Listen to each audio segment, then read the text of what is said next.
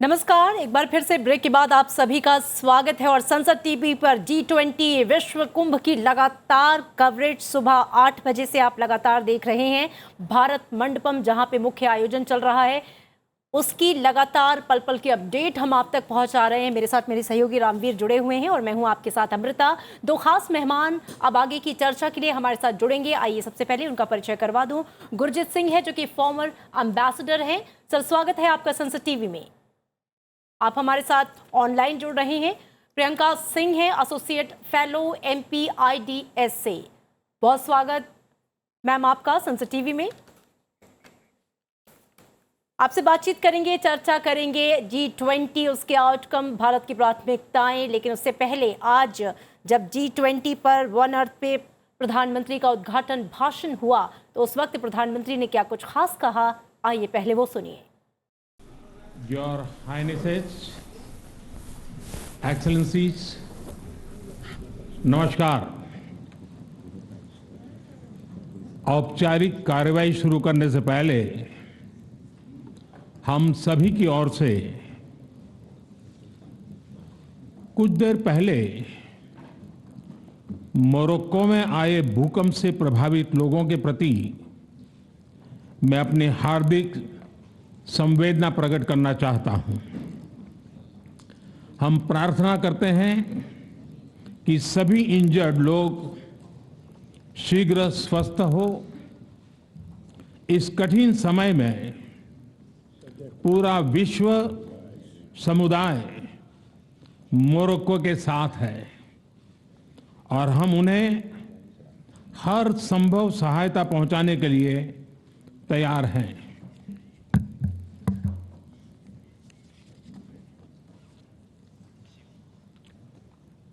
Your Highnesses, Excellencies, G20 के president के तौर पर भारत आप सभी का हार्दिक स्वागत करता है।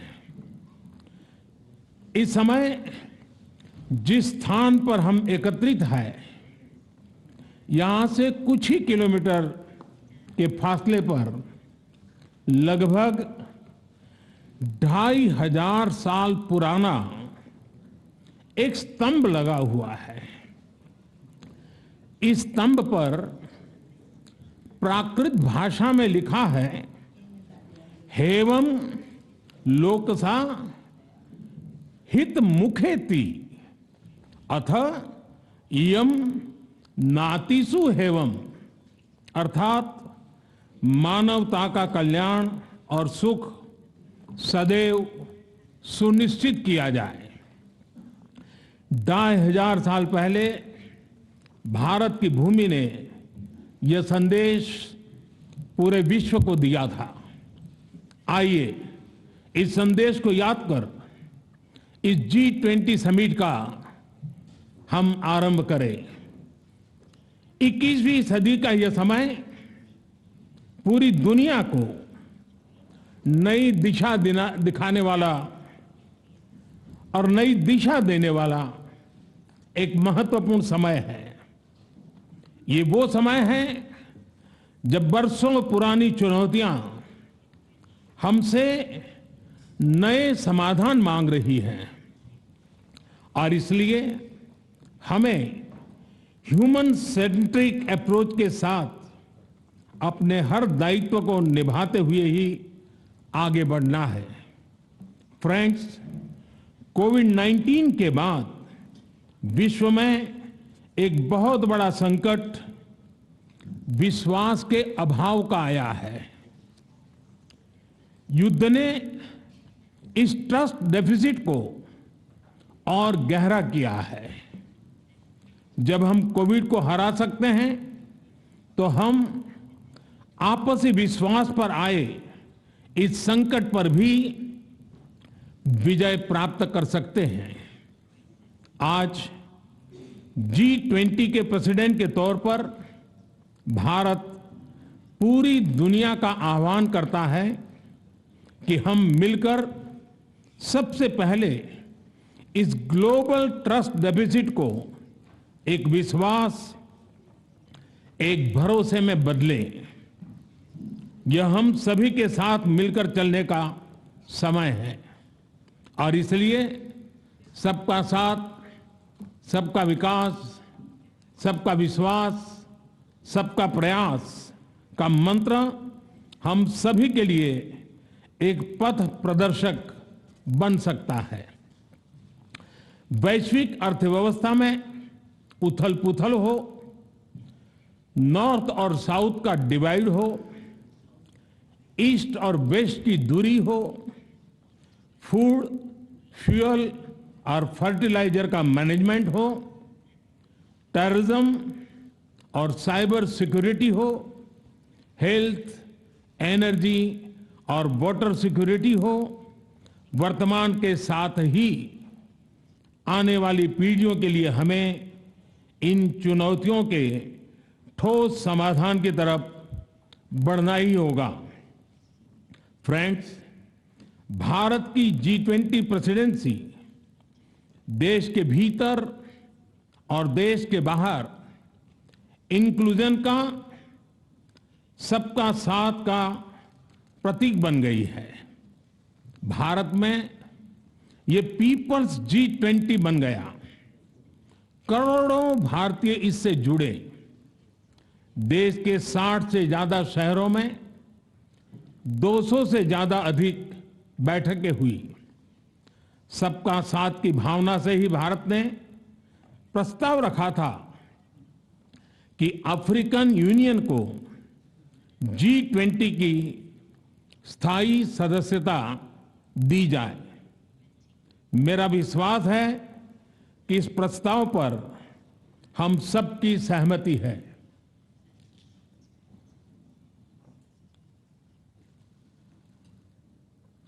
आप सबकी सहमति से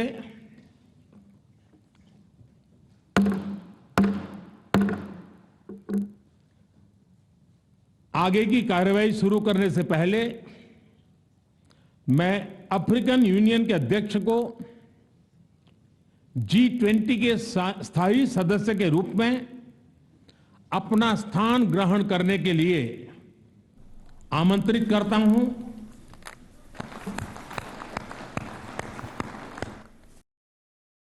दर्शकों को सबसे पहले हम ये बताते चलें कि जो G20 जो इस समूह है, इस समूह में कौन कौन से देश शामिल हैं और आज जिस एक नए समूह को शामिल किया गया है अफ्रीकन यूनियन, ठीक है, उसका किस तरह से स्वागत करेंगे हमारे अतिथि। G20 के इन सदस्य देशों में दर्शकों के लिए Bharat, Argentina, Australia, Brazil, Canada, चीन, France, Germany, Indonesia, Italy, America, Japan, Republic of Korea, Mexico, रूस, सऊदी अरब, दक्षिण अफ्रीका, तुर्की, यूनाइटेड किंगडम और यूरोपीय यूनियन, ये सब शामिल हैं। और इनकी ताकत, इनकी जीडीपी, इनका कुल मिलाकर के वो कितना बड़ा है, उसको भी यहाँ पर चर्चा की गई है। और ख़ास बात यह है कि जो पांचों जो वीटो पावर से लैस शक्तियाँ हैं, वो भी इसी G20 का हिस्सा हैं। और हमारे साथ जो अतिथि जुड़े हैं, सबसे पहले मैं गुरजीत सिंह जी के पास जाना चाहूँगा। और सिंह साहब, मैं आपसे जानना चाहूँगा कि जो अफ्रीकन यूनियन को भारत के प्रस्ताव पर जोड़ा गया है G20 समूह में, इसका स्वागत आप किन शब्दों में करेंगे? ये भारत और अफ्रीका के इतिहास में एक बहुत महत्वपूर्ण क्षण है। मैं भारत का राजदूत रह चुका हूं अफ्रीकन यूनियन के साथ, इसलिए मेरे लिए तो बहुत ही खुशी का एक मौका है जब प्रधानमंत्री मोदी ने ये अनाउंसमेंट की और कोमोरोस के राष्ट्रपति को गले लगाया, जो इस समय अफ्रीकन यूनियन के चेयरमैन है। ये पहली बारी है कि अफ्रीकन यूनियन को इतने बड़े एक कॉन्फ्रेंस में परमानेंट सीट मिल रही है। वो बहुत सालों से भारत से जुड़े हुए हैं कि यूएन सिक्योरिटी काउंसिल में परमानेंट सीट अफ्रीका के लिए उन्हें भी मिले, लेकिन वो तो बहुत दूर है। लेकिन भारत ने ये एक साल 2023 में संभव कर दिया, जो उस समय इतना असंभव लग रहा था कि पहली बारी कोई देश G20 की सदस्यता को बदल रहा है जी। और अफ्रीकन यूनियन को बुला रहा है, इसके ऊपर सर्वसम्मति बनाई। तो जिस तरह से G20 आज शुरू हुआ है वो तो बहुत ही खुशी का माहौल है और भारत की जो कमिटमेंट है ग्लोबल साउथ को वो साफ जाहिर है। जी बिल्कुल, आपने इसका स्वागत किया है और निश्चित रूप से ये भारत के की ताकत, उसके बढ़ते कदम और उसका जो इनिशिएटिव है जो ग्लोबल की फेवर में सोचता है वो दर्शाता है। गुरजीत सिंह जी, आपसे ये भी जानना चाहूँगी कि साउथ ग्लोबल की आवाज़ में जिस तरीके से भारत उभर रहा है और सभी भारत की ओर उम्मीद भरी निगाहों से देख रहे हैं, ये अपने आप में कितना बड़ा मैसेज है और G20 के मंच से ये मैसेज कितना और मजबूत होकर निकलेगा? हमें ये बता रहा है कि इस समय दुनिया का जो इंटरनेशनल डायनामिक्स है वो बदल रहे हैं। दुनिया एक ट्रांजिशन में, तो पहले 50 साल पहले हम नॉन अलाइनमेंट की बात करते थे, लेकिन ये ग्लोबल साउथ का जो कॉन्सेप्ट है ये नॉन अलाइनमेंट नहीं है, ये एक अलायंस है ऑन डेवलपमेंटल इश्यूज जिसमें स्ट्रेटेजिकली हर देश ऑटोनोमस है। तो हम मुद्दों पे अपना अपना फैसला अलग लेते हैं, लेकिन जो बड़े मुद्दे हैं उनमें हम एकजुट हैं। जी। इसी कारण जो G20 को दिशा दी है भारत ने कि G20 for the global south, उसमें भारत ने यह किया है कि जो बिग पावर राइवलरी है वो बहुत बढ़ रही है और ये हमारे डेवलपमेंट एजेंडा को डीरेल कर रही है। तो उसको थोड़ा हटाकर वापस हम जो हमारे असली मुद्दे हैं उन पे आए।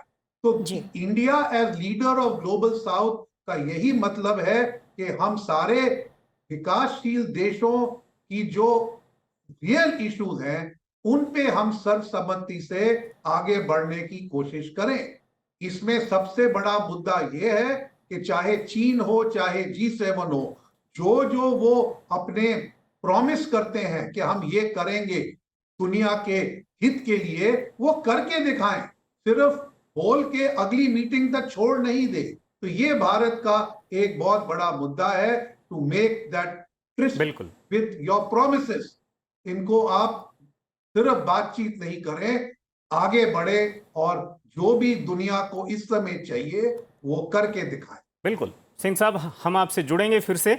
प्रियंका सिंह हमारे साथ हैं। प्रियंका, एक जो मैसेज है जो मुझे उस पूरे के पूरे बयान में लगा, जो अमेरिका के राष्ट्रपति हैं जो बाइडेन, उन्होंने इस समिट के पहले एक बयान दिया और भारत में होने वाली समिट में रूस और चीन दोनों के प्रेसिडेंट नहीं आए हैं, लेकिन जो बाइडेन ने बयान दिया कि उनको शी की कमी खलेगी, उन्होंने पुतिन का नाम नहीं लिया। इसका क्या मैसेज आप मानते हैं? आप मुझे पूछ रहे हो? मैं प्रियंका सिंह जी से पूछ रहा था।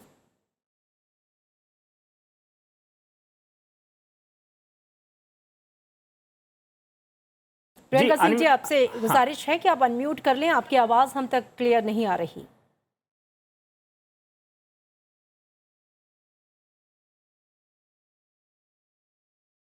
गुरजीत सिंह जी, आप इसका जवाब दे सकते हैं। जी, ऐसा है कि जो भी यहां पर नेता आते हैं उनके 3 मकसद होते हैं। एक तो G20 में भाग लेना, वो मल्टीलैटरल। दूसरा, भारत से बायलैटरल करना प्रधानमंत्री मोदी से, बिल्कुल, वो बहुत अहम होता है। और तीसरा होता है कि जो बाकी देश G20 के सदस्य हैं या गेस्ट हैं उनके साथ बायलैटरल करना। तो जो राष्ट्रपति बाइडेन कह रहे हैं कि ये तो स्पष्ट है कि अगर पुतिन आते भी तो उनको तो वो मिल, एक पुतिन का ना आना ये भी है क्योंकि अगर पुतिन आते और जब वो बोलने लगते तो ये अच्छा चांस है कि सारे G7 के देश उठकर हॉल से चले जाते। इसलिए पुतिन ने कहा इस वाद विवाद में मैं नहीं पड़ना चाहता। जो चीन के साथ अमेरिका अभी एक बातचीत करना चाह रहा है, बार बार उसके मंत्री चीन जा रहे हैं, लेकिन चीन थोड़ी उनकी अवहेलना कर रहा है। तो ये जो बाइडेन का कहना है ये थोड़ा एक मिस्ड अपॉर्चुनिटी है, लेकिन वो उसके लिए भारत जिम्मेवार नहीं है। अब चीन, अब आफ्टर ऑल यहाँ पर चीन के प्रधानमंत्री तो आए हुए हैं, लेकिन बाइडेन उनसे नहीं मिलना चाहते हैं क्योंकि प्रोटोकॉल में वो बराबरी पे नहीं है, वो प्रेसिडेंट के साथ। बिल्कुल तो जी। इसलिए हर देश के अलग अलग मुद्दे होते हैं, अलग अलग इंटरेस्ट होते हैं, तो उनको वो कैसे पूरा करे। जैसे आपने आज पता नहीं देखा होगा कि सिंगापुर और यूके के बीच में एक स्ट्रेटेजिक पार्टनरशिप साइन हुई है। तो ये तो साइडलाइन इवेंट है जो G20 का भाग नहीं है, लेकिन वे इन बड़े बड़े सम्मेलनों का इस्तेमाल करते हैं कि हम आपसी बातचीत करें और हर बारी बायलैटरल विजिट नहीं करनी। बिल्कुल। प्रियंका सिंह जी, हम एक बात और इसी के साथ जोड़ करके जानना चाहेंगे आपसे। अगर हम शी की बात करें, शी जिनपिंग की बात करें, तो वो हाल ही में जो दक्षिण अफ्रीका में ब्रिक्स का समिट हुई वो उसमें भी गए। वो पिछले साल बाली में जो G20 की समिट हुई उसमें भी गए। भारत ना आने का जो वो मैसेज देना चाहते हैं, उस मैसेज को आप किस रूप में ले रही हैं? देखिए, इसे आप दो रूप से देख सकते हैं। एक, 3 दिन पहले ईस्ट एशिया समिट हुई जकार्ता में, उसमें तो चीन के प्रधानमंत्री ली गए थे। वो हर साल वही जाते हैं, शी जिनपिंग जाते ही नहीं है, और वहीं से ली भारत आ गए। तो कई बार ये भी होता है कि प्रोटोकॉल नहीं बट कन्वीनियंस भी देखी जाती है। लेकिन बड़ा मुद्दा मेरे को जो नजर आता है कि चीन ये नहीं चाहता है कि जब भारत का एक इतना इंपॉर्टेंट जलसा हो रहा हो दुनिया भर में, भारत भारत भारत, और भारत एक उभरती शक्ति के रूप में आगे निकल रहा हो, चीन उसका हिस्सा नहीं बनना चाहता जी। यह हमें भी ये स्पष्ट है कि भारत का जो राइज है, चीन उसको अपने हित में नहीं समझता है। तो इसलिए मैं समझता हूं शी यहां नहीं आए, क्योंकि जिस समय भारत के ऊपर पूरी दुनिया की निगाहें थी, वो शी उसमें शामिल नहीं होना चाहता। जी बिल्कुल। गुरजीत सिंह जी, आपके पास दोबारा लौटेंगे, बातचीत करेंगे। और प्रियंका सिंह भी हमारे साथ जुड़ी हुई हैं, जो कि एसोसिएट फेलो हैं MPIDSC की। प्रियंका मैम, आपसे गुजारिश भी होगी कि आप से बातचीत के दौरान आप अपने उसको अनम्यूट कर लें ताकि आपकी जो आवाज़ है वो हम तक पहुंच सके। लेकिन इससे पहले एक बार फिर से रामवीर अपने दर्शकों को ये दिखा और बता देते हैं कि जब प्रधानमंत्री ने आज वन अर्थ के सेशन में उद्घाटन भाषण दिया, किन अहम बिंदुओं को छुआ, किन मुख्य बातों को उन्होंने रखा, उसे सुनना एक बार जरूरी है। बिल्कुल। योर हाइनेसेस, एक्सेलेंसीज, G20 के प्रेसिडेंट के तौर पर भारत आप सभी का हार्दिक स्वागत करता है। इस समय जिस स्थान पर हम एकत्रित हैं, यहां से कुछ ही किलोमीटर के फासले पर लगभग 2500 साल पुराना एक स्तंभ लगा हुआ है। इस स्तंभ पर प्राकृत भाषा में लिखा है, हेवम लोकसा हित मुखेति अथ इयम नातिसु हेवम, अर्थात मानवता का कल्याण और सुख सदैव सुनिश्चित किया जाए। 2500 साल पहले भारत की भूमि ने यह संदेश पूरे विश्व को दिया था। आइए इस संदेश को याद कर इस G20 समिट का हम आरंभ करें। 21वीं सदी का यह समय पूरी दुनिया को नई दिशा दिखाने वाला और नई दिशा देने वाला एक महत्वपूर्ण समय है। ये वो समय है जब बरसों पुरानी चुनौतियां हमसे नए समाधान मांग रही हैं, और इसलिए हमें ह्यूमन सेंट्रिक अप्रोच के साथ अपने हर दायित्व को निभाते हुए ही आगे बढ़ना है। फ्रेंड्स, कोविड-19 के बाद विश्व में एक बहुत बड़ा संकट विश्वास के अभाव का आया है। युद्ध ने इस ट्रस्ट डेफिसिट को और गहरा किया है। जब हम कोविड को हरा सकते हैं तो हम आपसी विश्वास पर आए इस संकट पर भी विजय प्राप्त कर सकते हैं। आज G20 के प्रेसिडेंट के तौर पर भारत पूरी दुनिया का आह्वान करता है कि हम मिलकर सबसे पहले इस ग्लोबल ट्रस्ट डेफिसिट को एक विश्वास, एक भरोसे में बदलें। यह हम सभी के साथ मिलकर चलने का समय है और इसलिए सबका साथ, सबका विकास, सबका विश्वास, सबका प्रयास का मंत्र हम सभी के लिए एक पथ प्रदर्शक बन सकता है। वैश्विक अर्थव्यवस्था में उथल-पुथल हो, नॉर्थ और साउथ का डिवाइड हो, ईस्ट और वेस्ट की दूरी हो, फूड, फ्यूल और फर्टिलाइजर का मैनेजमेंट हो, टेररिज्म और साइबर सिक्योरिटी हो, हेल्थ, एनर्जी और वाटर सिक्योरिटी हो, वर्तमान के साथ ही आने वाली पीढ़ियों के लिए हमें इन चुनौतियों के ठोस समाधान की तरफ बढ़ना ही होगा। फ्रेंड्स, भारत की G20 प्रेसिडेंसी देश के भीतर और देश के बाहर इंक्लूजन का, सबका साथ का प्रतीक बन गई है। भारत में ये पीपल्स G20 बन गया। करोड़ों भारतीय इससे जुड़े। देश के 60 से ज्यादा शहरों में 200 से ज्यादा अधिक बैठकें हुई। सबका साथ की भावना से ही भारत ने प्रस्ताव रखा था कि अफ्रीकन यूनियन को G20 की स्थायी सदस्यता दी जाए। मेरा विश्वास है कि इस प्रस्ताव पर हम सबकी सहमति है।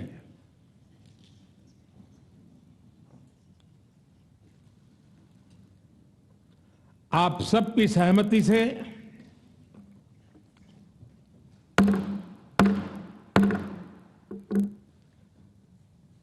आगे की कार्यवाही शुरू करने से पहले मैं अफ्रीकन यूनियन के अध्यक्ष को G20 के स्थायी सदस्य के रूप में अपना स्थान ग्रहण करने के लिए आमंत्रित करता हूं।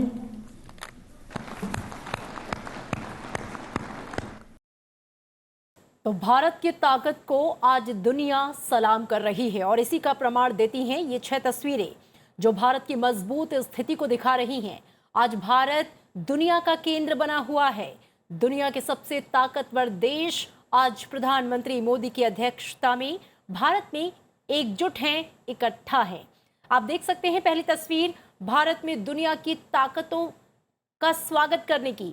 दूसरी तस्वीर में आप देख रहे हैं प्रधानमंत्री नरेंद्र मोदी भारत मंडपम में मेहमानों के स्वागत की तैयारी का जायजा ले रहे हैं और तीसरी तस्वीर में भारत मंडपम में मेहमानों का स्वागत करते हुए प्रधानमंत्री नरेंद्र मोदी। बिल्कुल। और चौथी तस्वीर में आप देख सकते हैं G20 के जो सदस्य देश हैं उनको। पांचवी तस्वीर में आप देख रहे हैं 9 अतिथि देश और अंतिम तस्वीर में अंतर्राष्ट्रीय संगठन से जुड़े हुए विशेष मेहमान। और ये सभी तस्वीरें भारत की तासीर को बयां करती हैं। उसका अंदाज़ा आप लगा सकते हैं कि ये उभरता हुआ भारत है, ये न्यू इंडिया है। बिल्कुल, न्यू इंडिया, इनक्रेडिबल इंडिया और भारत की ताकत जिसको पूरी दुनिया मान चुकी है और आज सलाम कर रही है और भारत का नेतृत्व जिसको स्वीकार रही है, ये एक सबसे बड़ी बात है। और हमारे साथ हमारे मेहमान जुड़े हुए हैं, उनका रुख कर लेते हैं। हमारे साथ प्रियंका गुरजीत सिंह है और प्रियंका सिंह जी भी हैं। प्रियंका जी से बातचीत नहीं हो पाई थी, कुछ टेक्निकल प्रॉब्लम थी। प्रियंका जी, आप तक आवाज़ पहुंच रही है क्या? की आवाज अच्छी आ रही है? मेरी जी, आवाज आप तक पहुंच रही है? बिल्कुल बिल्कुल बिल्कुल। जी जी। आपसे सवाल ये है कि प्रधानमंत्री ने, अभी हम उनके बयानों को सुन रहे थे जो उन्होंने थोड़ी देर पहले उद्घाटन भाषण में कहा।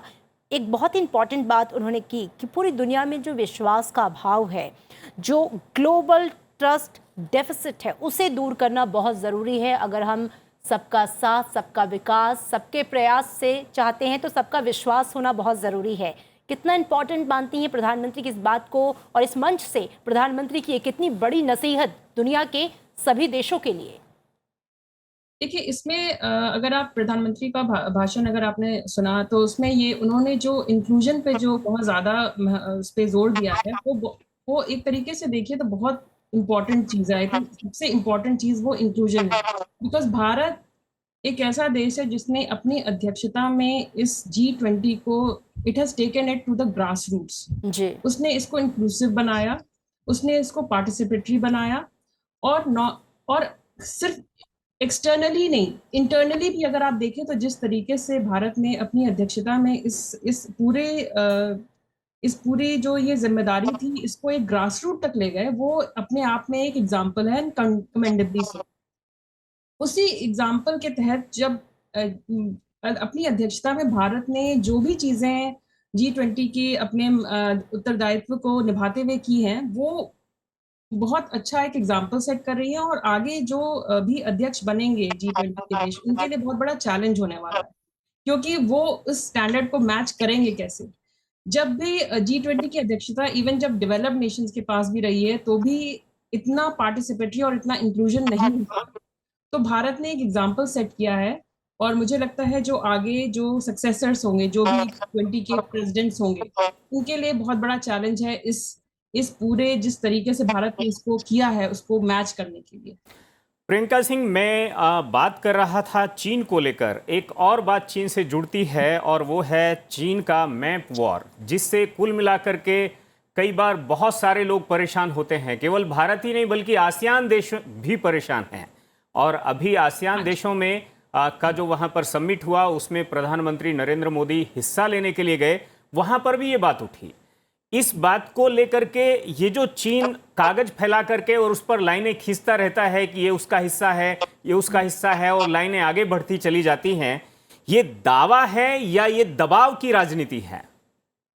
ये अगर आप देखें तो ये दावा भी है और दबाव की राजनीति भी है, जो कि चीन बहुत सालों से करता आया है। तो वो उसमें कोई नई बात नहीं है। लेकिन भारत जो इसमें कर सकता है, वो उसने हर पल किया है। और टेरिटोरियल इंटीग्रिटी की बात जो अभी प्रधानमंत्री ने आसियान इंडिया समिट में भी उठाई थी, वो इंडिया हमेशा से ये कहता आया है कि टेरिटोरियल इंटीग्रिटी की सबको सम्मान करना चाहिए, और ये बहुत एक ज़रूरी चीज़ है।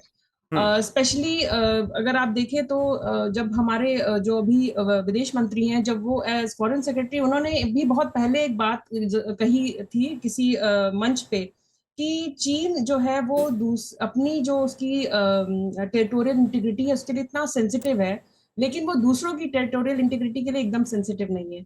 तो उसको भी उसी तरीके से सेंसिटिव होना चाहिए, जैसा कि वो अपने अपने जो जमीन और अपनी टेरिटरी के बारे में सोचता है। जी, बिल्कुल।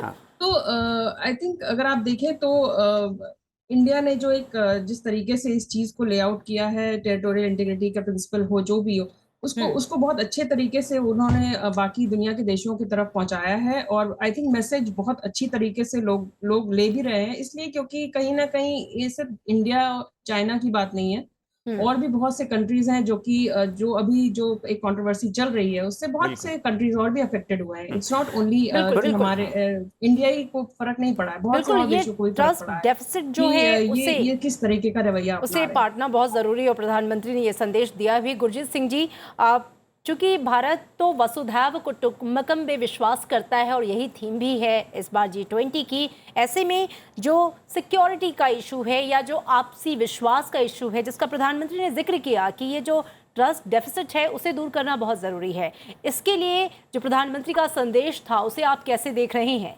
क्योंकि ये बड़ी चुनौती है आज 21वीं सदी की। में जो प्रधानमंत्री मोदी ने आज भाषण दिया, जिससे G20 का उद्घाटन हुआ, जी, इससे अच्छा भाषण मैं समझ नहीं सकता था कहीं भी आएगा, क्योंकि उन्होंने सारे मुद्दों को इकट्ठा करके बोल दिया कि ये जो हमारे आपसी मतभेद हैं उनको अगर हमने पूरा उनको अगर जोड़ा नहीं तो हम आगे नहीं बढ़ पाए। और ये जो ह्यूमन कैपिटल की बात कर रहे हैं और कि हमने G20 को पॉपुलर लेवल पे ले आए हैं, इसका मतलब यही है कि जो दुनिया भर के लोगों की अपेक्षा है G20 से, उसको हम कैसे पूरा करेंगे अगर हम एक दूसरे की टांग खींचने में लगे रहे। लेकिन जो इस समय हो रहा है वो टांग खींचना नहीं है, वो तो युद्ध चल रहा है यूक्रेन में, और उस युद्ध के कारण G20 को बीच में से तोड़ा जा रहा है, जैसे कि UN को तोड़ दिया है। तो हमें यही कोशिश करनी है कि ग्लोबल साउथ के हित के लिए G20 का नाश नहीं होने देना है भारत, इसलिए ये ट्रस्ट डेफिसिट को ओवरकम कर। तो अगर हम यूक्रेन की बात से शुरू करते तो G20 से तो शुरू में ही मतभेद में उलझ जाती, लेकिन अफ्रीकन यूनियन के ऊपर भारत ने अपना डिप्लोमेटिक कैपिटल डाला है और उस पे एक कंसेंसस बनाया है और G20 को उससे शुरू किया है। ये जो ग्लोबल साउथ अफ्रीका कंसेंसस, ये जो सब चीजें निकल रही हैं, ये G20 के लिए बहुत महत्वपूर्ण है। अब बिग पावर राइवलरी हमारे जमाने की एक रियलिटी है, ये कम नहीं हो रही है, आगे बढ़ रही है। सिंह साहब, इसमें एक बात और है जानने की जो हम आपसे जानना चाहेंगे कि हम भारत के G20 को सफल बनाना चाहते हैं। वही देश तो वही है जिन्होंने यूक्रेन का मुद्दा G20 में उठाया है। ये G20 वैसे मुद्दों के लिए नहीं बना हुआ है। बिल्कुल। तो एक तरफ कहना कि जी हम आपके दोस्त हैं और दूसरी तरफ ये आग लगानी, ये ठीक बात नहीं है जी। तो जो चीन का रवैया है वो ये है कि भारत को जितना एम्बैरस कर सके, भारत की अच्छी जो सोच है उसमें अड़चन डाल दे। तो ये जो बिग पावर है, एक छोटा सा सवाल इसी से जुड़ता हुआ, जिसको शायद आप अच्छे से उसे डिस्क्राइब कर सकेंगे।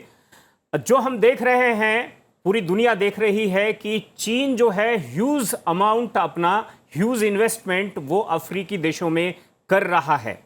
ऐसे में भारत ने जो स्टैंड लिया है अफ्रीकी देशों को अपने भरोसे में लेने का, इस स्टैंड को आप कितनी दूर तक इसके असर होंगे, उसके बारे में आप क्या कहेंगे? मेरी जो पिछली किताब थी हरामबे फैक्टर, वो सारी इसी के बारे में है कि भारत अफ्रीका में क्या करता है और किस उस कारण अफ्रीका में भारत का एक बहुत बड़ा ट्रस्ट है। जो चीन के साथ उनकी ट्रेड ज्यादा है, इन्वेस्टमेंट ज्यादा है, लेकिन ट्रस्ट कम है।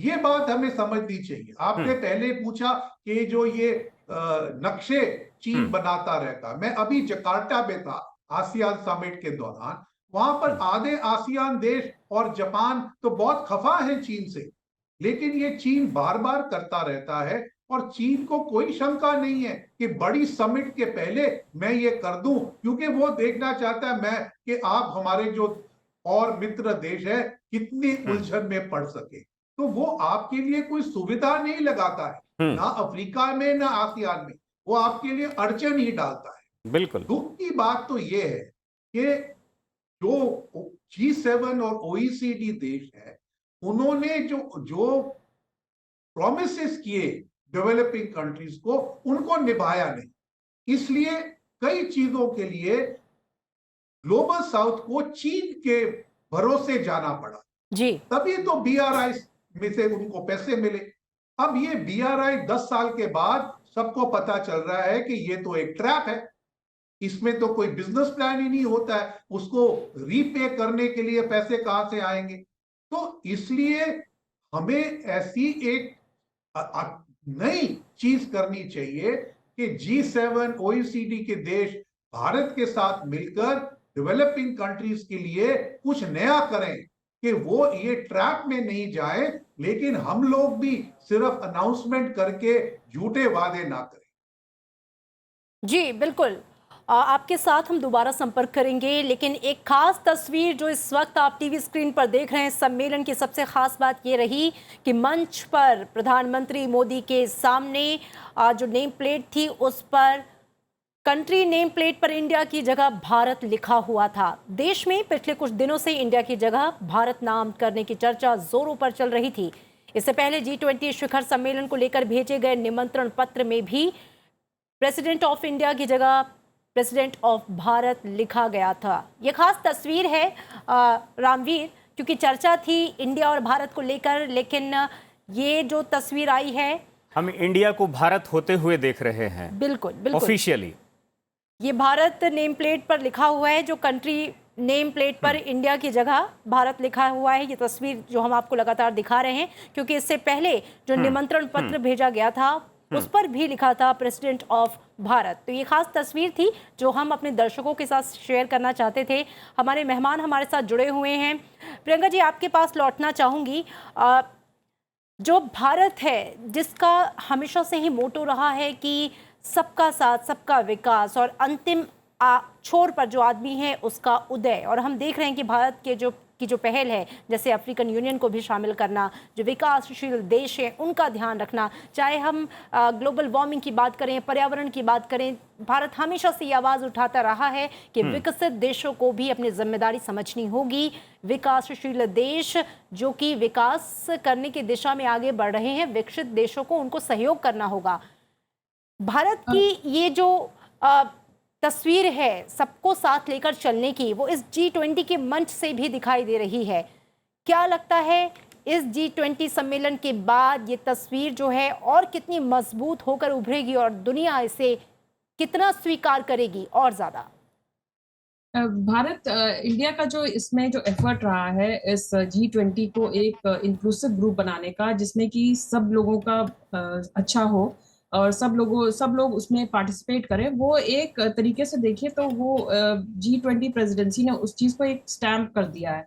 और वो अब आगे जैसे कहते हैं कि वो एक बेंचमार्क सेट कर दिया है उन्होंने कि किस तरीके से जो दुनिया की जो अमीर देश है और जिसमें कि डेवलप्ड कंट्रीज हैं, वो अपना उत्तरदायित्व समझें टूवर्ड्स कंट्रीज जो कि उतने डेवलप्ड नहीं है।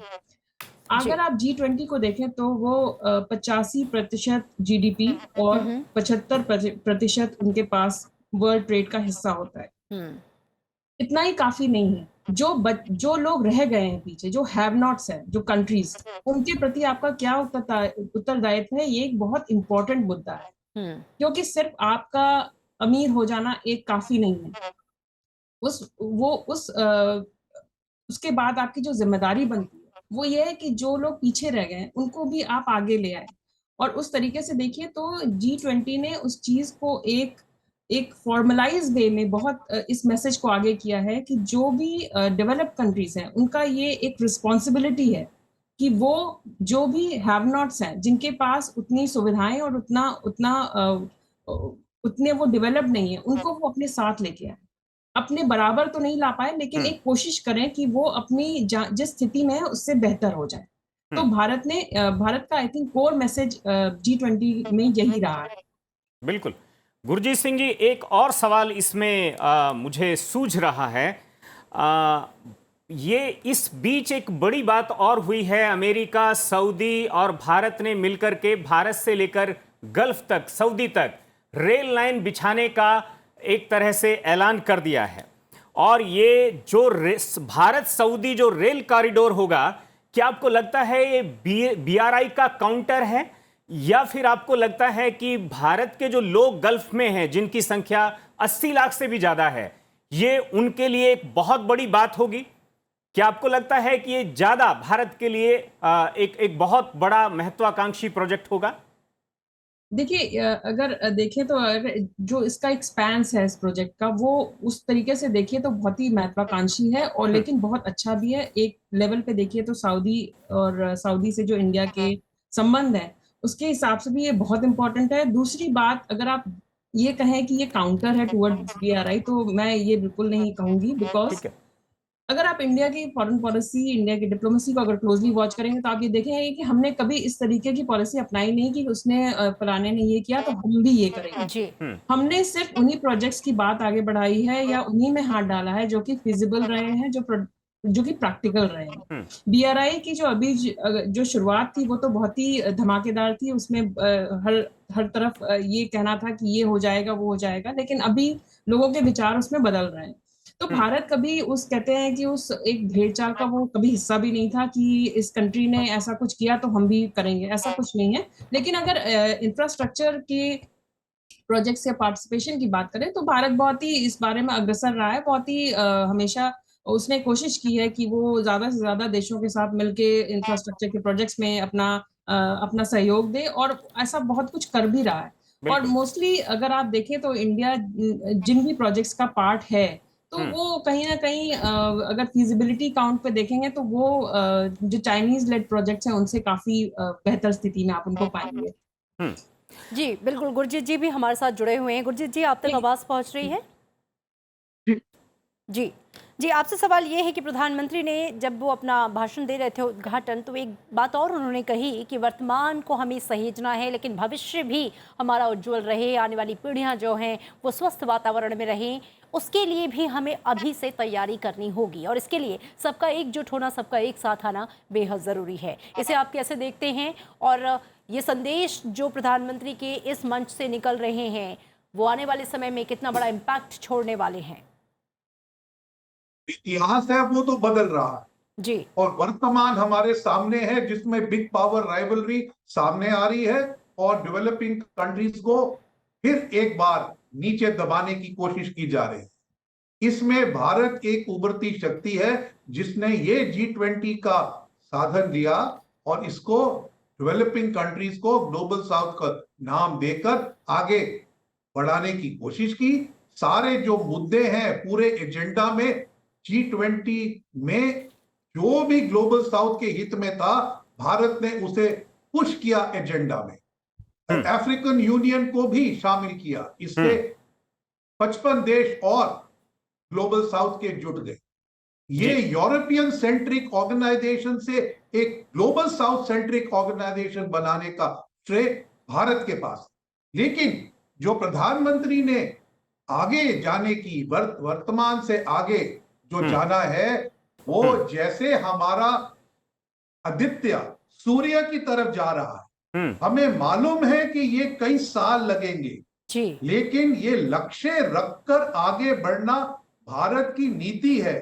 और भारत पूरी यही कोशिश कर रहा है कि हम जानते हैं लड़ाई लंबी है, लेकिन अगर हमने अभी से ग्लोबल ट्रस्ट बनाने में कोशिश नहीं की तो आगे जाके ये ट्रस्ट बहुत मुश्किल हो जाएगा। मैं ऑलरेडी आपको बता चुका हूं, चीन के कारनामे, वेस्टर्न कंट्रीज के अनफुलफिल्ड प्रोमिसेस, इनसे ट्रस्ट नहीं बढ़ता है। बिल्कुल, ट्रस्ट बढ़ने में भारत जैसी शक्ति का एक रोल रहता है कि सबको जोड़ो और जो हमें यूनाइट करता है उसके ऊपर ध्यान दो और जो हमें डिसयूनाइट करता है उसको रिजॉल्व करो। लेकिन पहले में तो लोग वादे करने को तैयार हैं, जैसे जब पिछली बारी G20 शिखर सम्मेलन बाली में हुआ था, $20 बिलियन इंडोनेशिया को प्रॉमिस किए गए थे जस्ट एनर्जी ट्रांजिशन के लिए।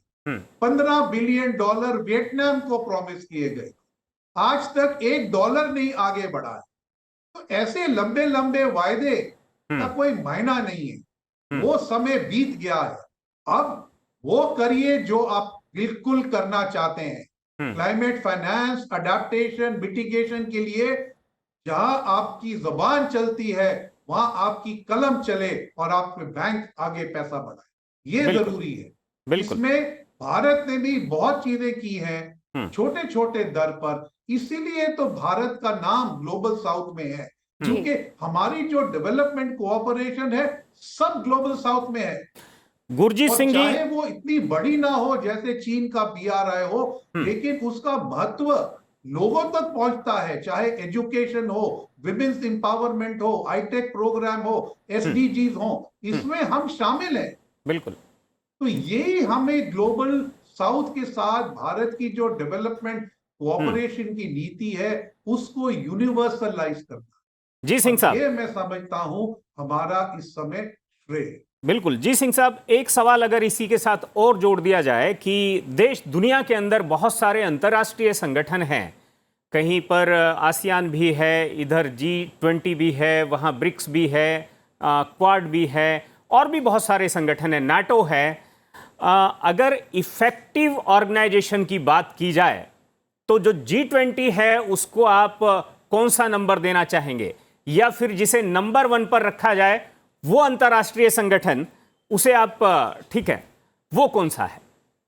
देखिए, एक होता है होप और हाँ। एक होता है फुलफिलमेंट। हम्म तो जहां पर होप है, जिसको एफर्ट कहते हैं, हम्म वो मेरे ख्याल G20 सबसे हाई पे है, क्या क्योंकि बात? दुनिया टूट रही है, हम्म यूएन चल नहीं पा रहा है, हम्म आपका WTO WHO भी मुश्किल में है।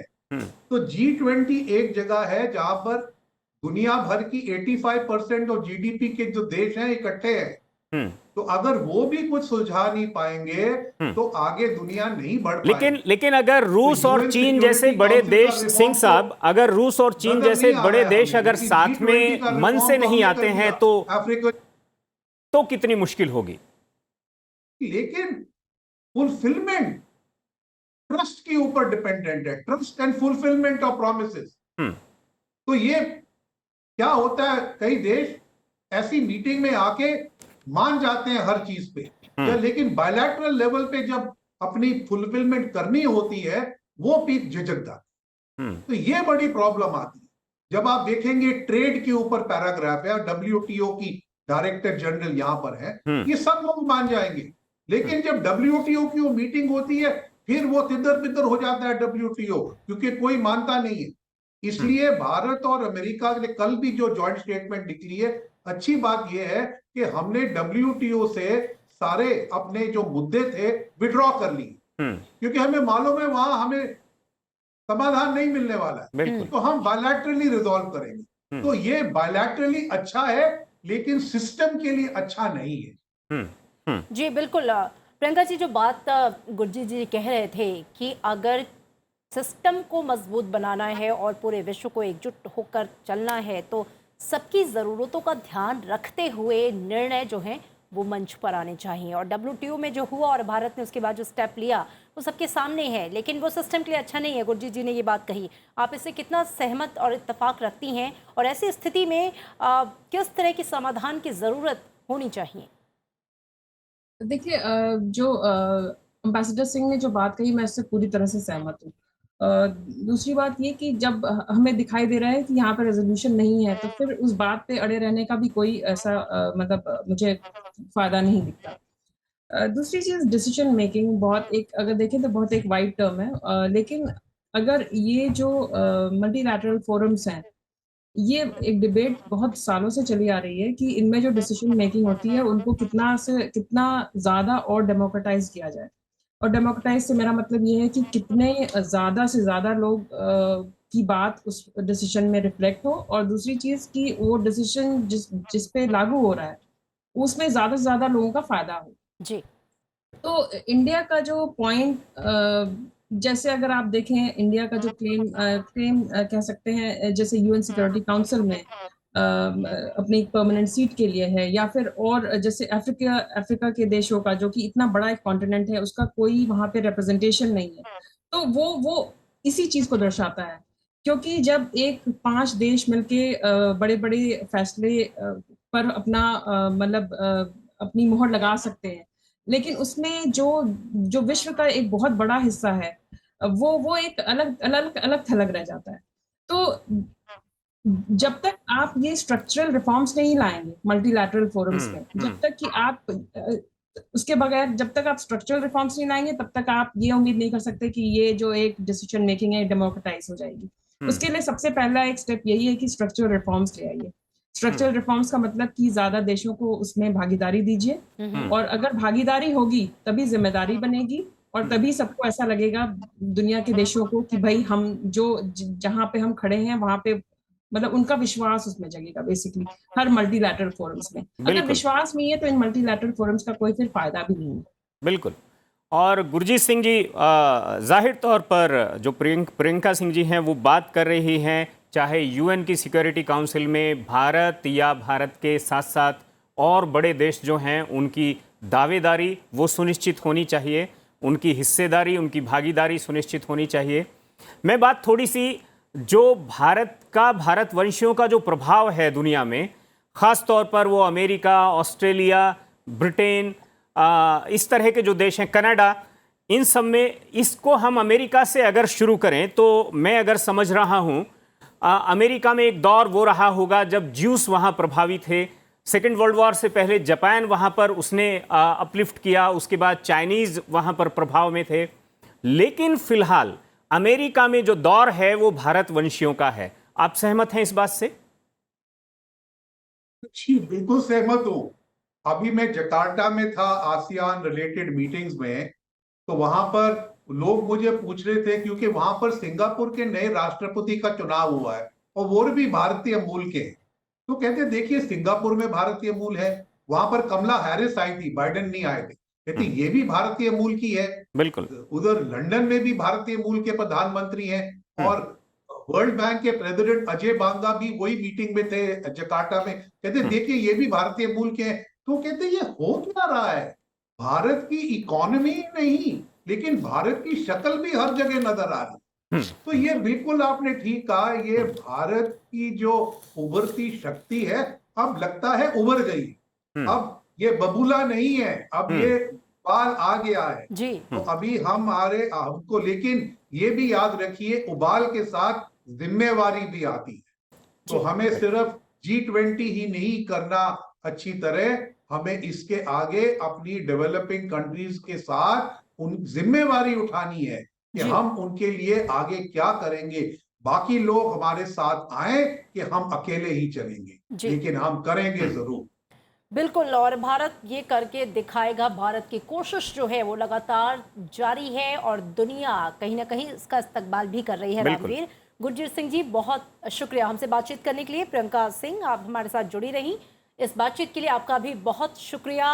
तो भारत के लिए G20 की अध्यक्षता अमृतकाल की शुरुआत है और हम देख रहे हैं कि भारत जिस तरीके से ये प्रगति के पथ पर आगे बढ़ रहा है, उसकी कोशिश है कि दुनिया के जो दूसरे देश हैं, खासकर विकासशील देश, वो भी कदम से कदम मिलाकर विकसित देशों के साथ अपनी तरक्की की राह तय करें और इस राह में विकसित देश विकासशील देशों की सहायता करें। बिल्कुल, और इसीलिए कहा गया है अयम निजः परो वेति गणना लघु चेतसाम उदार चरिता नाम तु वसुधैव कुटुंबकम। और यही हमारी दरअसल ये वसुधैव कुटुंबकम इसी पूरे श्लोक में से लिया गया है, जिसका मतलब होता है ये मेरा है, ये तेरा है। ऐसा तो छोटे मन के लोग सोचते हैं, बड़े मन के लोग पूरी धरती को ही अपना परिवार मानते हैं और इसी से ये बात निकली थी, वन धरती, वन परिवार, वन फ्यूचर। तो ये ब्रेक का समय है, ब्रेक के बाद फिर मिलते हैं।